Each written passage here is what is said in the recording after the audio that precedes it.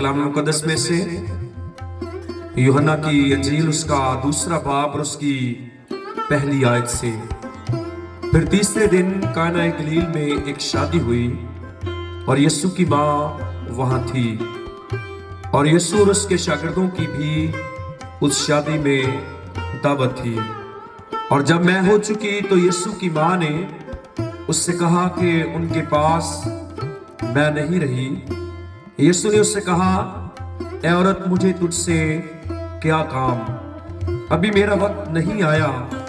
उसकी माँ ने खादिमों से कहा, जो कुछ ये तुमसे कहे वो करो। वहाँ यहूदियों की तहारत के दस्तूर के मुआफिक पत्थर के 6 मटके रखे थे, और उनमें 2-2, 3-3 मन की गुंजाइश थी। यीशु ने उनसे कहा, मटकों में पानी भर दो। बस उन्होंने उनको लबालब भर दिया। फिर उसने उनसे कहा, अब निकाल कर मेरे मजलिस के पास ले जाओ। बस वो ले गए। जब मेरे मजलिस ने वो पानी चखा जो मैं बन गया था, और जानता ना था कि ये कहां से आई है, मगर खादिम जिन्होंने पानी भरा था जानते थे।